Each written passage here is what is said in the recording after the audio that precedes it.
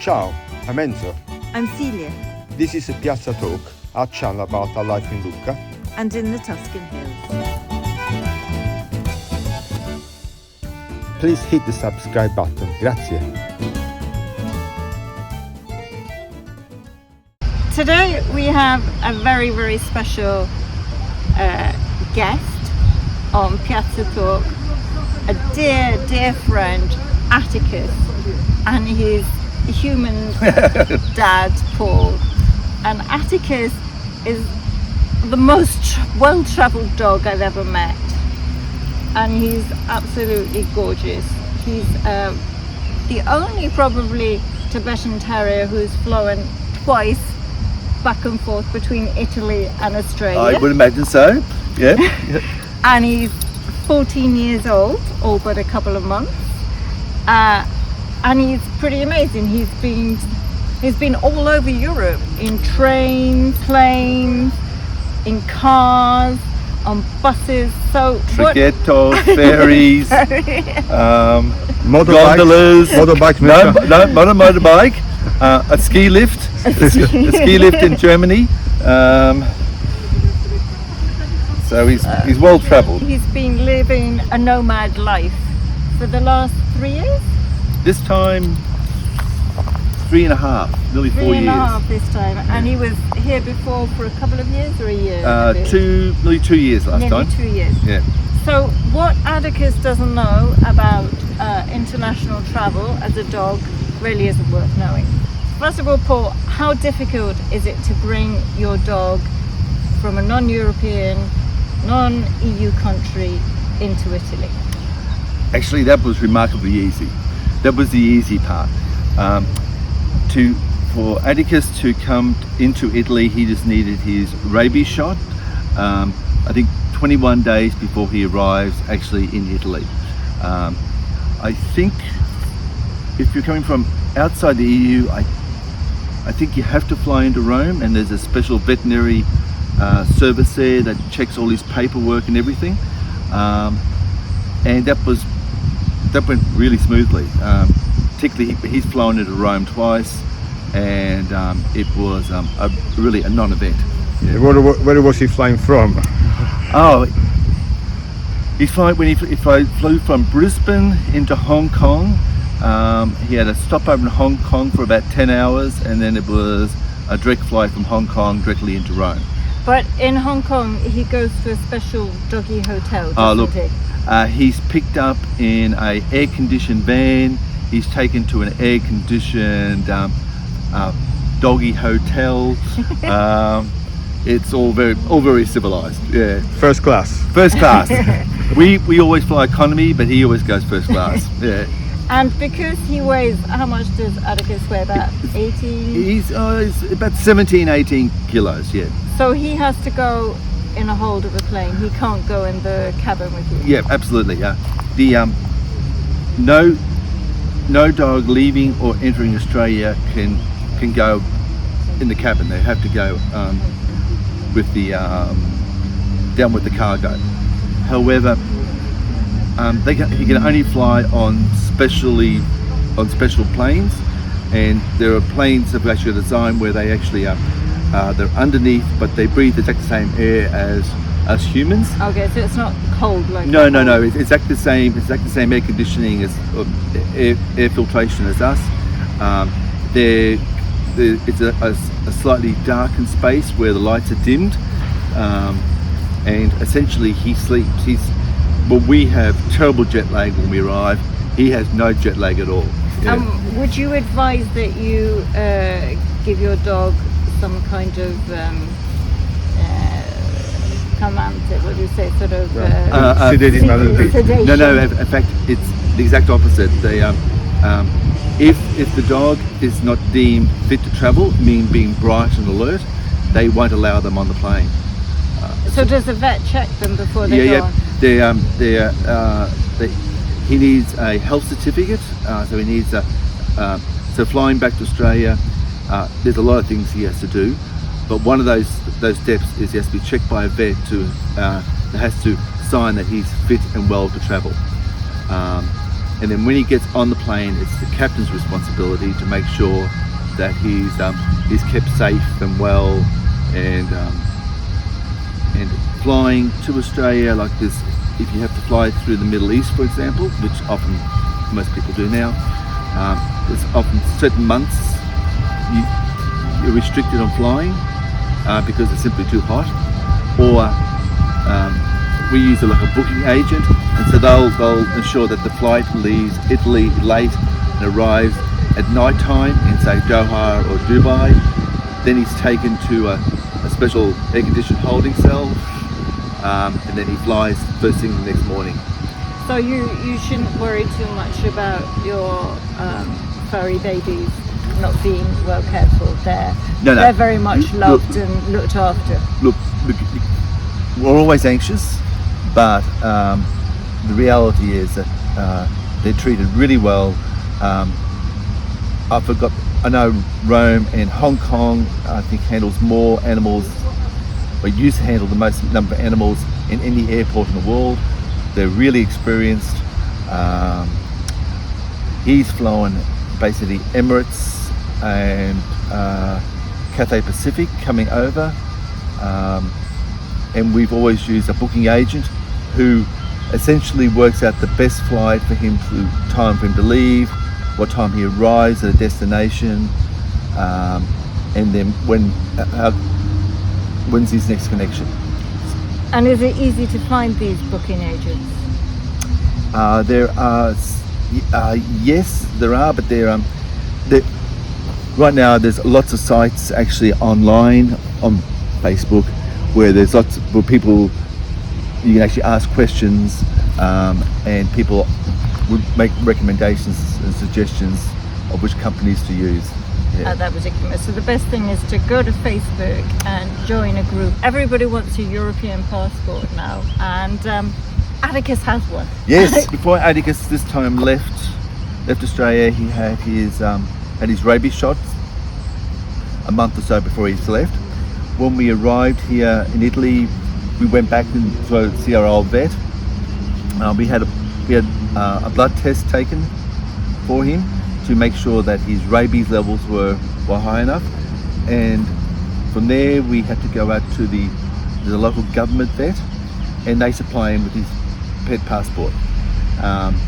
Here in Italy, each region has government vets who are independent of the local vet you would see, so they're seen as an independent body, and they make sure that all his tests are up to scratch. But first of all, you go to your local vet, who will then help you make an appointment with the government vet.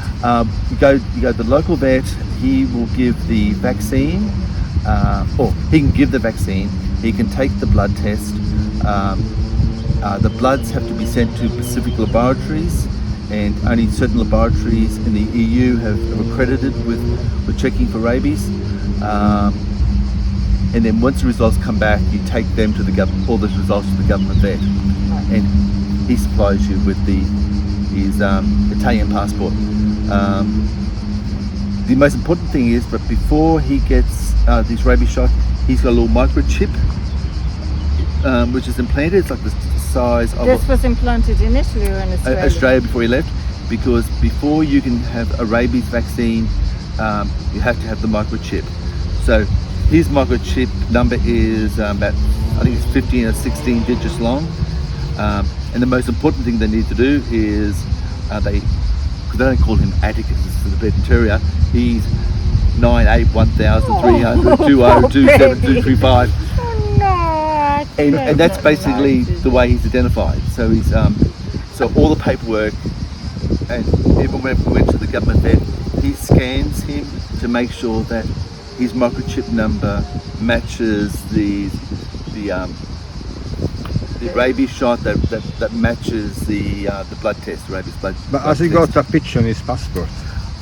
No, truthfully I haven't. But there is a place for it to go. But it's just the ordinary microchip that most people nowadays have their dogs microchip. Absolutely. It's not a special microchip. You know, but they have to. All that there's a international standard, and any veterinary scenario should be able to give you the international standard microchip, so it's all recognised everywhere. Right. Yeah. Right. And now, when you've got your dog here, how easy is it to travel around Italy with your dog? Oh, How look, dog friendly is Italy? Italy is remarkably friendly. As I said, he's been on trains. Trains, not a problem. Except I was asked only 2-3 days ago if I actually had his documentation, and he's supposed to carry the documentation with you whenever he goes on public transport. I haven't, but I've got a copy of it on my phone. Now, I was only ever asked that when we bought the ticket, but I've never been asked for it on the train. On the train, or in fact. But you have to pay, don't you? You pay a half fare or a doggy fare. Now we have to pay half. I think it's half the second class ticket. Yeah. And am I right that you can't do it online? You have to do it in person at the station. Yes, I think it's a bit more. We always buy it at either on the machine, or often we'll go directly to the booth to buy the ticket. Sometimes it's just easier. Yeah. The other thing is, when he's on a bus, he has to wear a muzzle on a bus. Now the reality is he's never worn one, but he's always got it around his neck so people can, so the bus driver can see I've got one. And it's mainly if someone has got any anxiety about dogs, so you can put the muzzle on or you can move. Yeah. We have to say that this dog is. Did you say before he's The most 14. placid. Yeah, dog. And he's the most placid boy ever out, and he wouldn't hurt a mosquito. Is it quite expensive to bring your dog in? It's not cheap, but I'd say it's roughly the price of an economy ticket for us. It's Right. Yeah, it's probably now because of COVID. I got no. It's just outrageous. It's a different thing. Yeah, because it's all about supply and demand. And how about all the blood tests and things? Oh no! They're for us. They're remarkably cheap. Right. Compared to Australia, it's very cheap. We're here now in Lucca, and Lucca is, I think there are almost more dogs than people in Lucca. It's very... Lucca particularly is probably one of the most dog-friendly cities we've ever been. So you have to keep them on leads, don't you, in the city, supposedly? Well, yes, and by and large, people here are remarkably responsible. I did read or hear that Lucca was going to even try and make it more dog-friendly, and they're going to trying to get some grants for more dog parks, etc. But to us, it's easy. And also you can go down by the river. Yes. And so there are areas where he can run, even if on the walls. And quite often I see dogs without leads on the walls, and people don't mind as long as they're not. And I don't know why, but the dogs in Lucca really don't fight with each other. It's extraordinary. Oh no, I think they've been socialised from such an early age as just to be out and around with people and other dogs. It's not never seen. We've never had a problem. No, Yeah. I've never seen. What do you think, Atticus? And they're allowed in restaurants as well. Yes. There's really. In fact, you can often see. It's more likely here in Lucca. You'll see Io posso entrare qui. I can enter here, and there'll be the photograph of the dog. But they've got like a doggy bar outside where they've got always water. And for is him. it safe? You know, in the UK now, you can't leave your dog outside because people steal dogs. But here, you feel it's safe. Yes. I've never had any concerns. Particularly in Lucca, there are so many different types of pedigree dogs here. People seem to have the flashiest dogs around. Paul, it's now getting near to your time to go back to Australia, for which we'll be very sad. But it's very difficult, isn't it, for Australians to leave Europe and go home? Yes, the government just recently halved the number of people who can re-enter into Australia. There's about I think about 40,000 people on a wait list to get back right now, and each of those big planes is only allowed 25 people to fly at a time. And of course it's even more difficult with a pet because he's not going to be on the same flight as you, so getting it all together is a bit of a nightmare. Yeah, he will always fly a couple of days before us anyway, because you can only fly a dog back into Melbourne, directly into Melbourne, and there are so few flights into Australia, and there's even fewer flights flying directly into Melbourne that can carry a dog. Okay. Yeah. So it's tough. It's hard. Yeah. If not, in fact, I would say right now it's impossible. Yeah. Well, thank you both very much. And actually, Paul and Atticus, we met them because of Atticus. Yes. Because I fell in love with him in the piazza. And That was how many years ago now? probably 10 years ago. It's exactly 10 years. 10 years ago, yeah. So it was 2011, 2012, maybe, no, 2011, yeah. Oh, Attis. Well, thank you, Paul. Pleasure. And I'm so pleased that you see you boys, and I'm going to miss you so much. Good boy.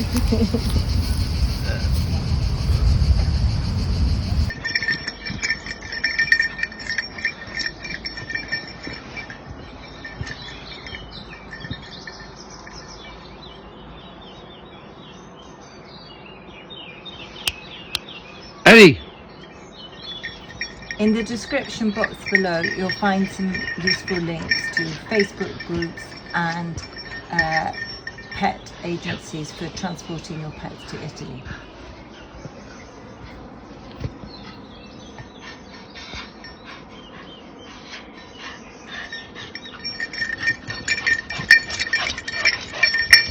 In a hot summer day in Naples, we drink Vino con le Percoche. It's wine with Percoche. Percoche is a kind of peach, which is not very common in the rest of Italy. They do grow, but only in Naples they seem that they appreciate them. They got a very firm texture and they cling to the stone. Sometimes they call it in English clingstone peaches, but it's not, I think, the same variety.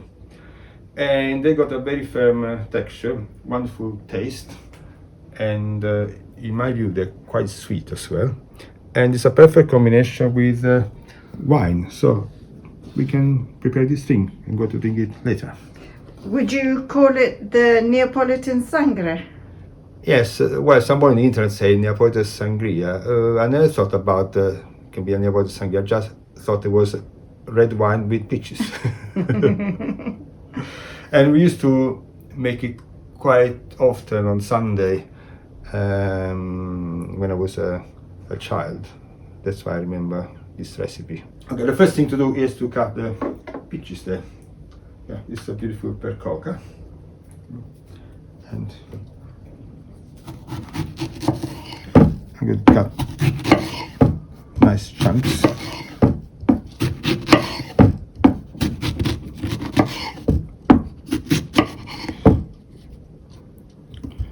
Quite big, because then we can actually extract them when we drink them. So I'm going to put them in the... I love this thing because it gives a fresh note to the red wine. I think that 4 peaches are more than enough. Now I'm going to pour the wine. So I got a bottle of Sicilian wine. And what's the perfect grade of wine for this? Well, I'm using what I got in the cupboard, but the best possible wine would be probably a light red. There are 2 traditions in around Naples. It's about drinking white wine or red wine. I always said in red wine. Some people prefer it in white wine. If you're doing white wine, I never had it like that. They add a few fresh mint leaves.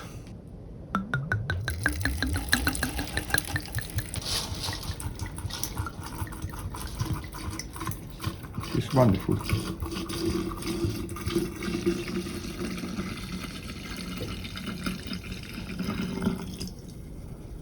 Now I'm going to put it in the fridge, and it's going to be cooling down and infuse the wine for a couple hours. We are going to serve it on the rocks because it gets a bit lighter and keeps also your drink cool. Salute! Salute! Chin chin! Chin chin. Salute Atticus! And a special one for you. Eh? Thank you for watching, and a super thank you to our subscribers. If you have not subscribed yet, please press the button. It's a great way to support our channel, and it's free.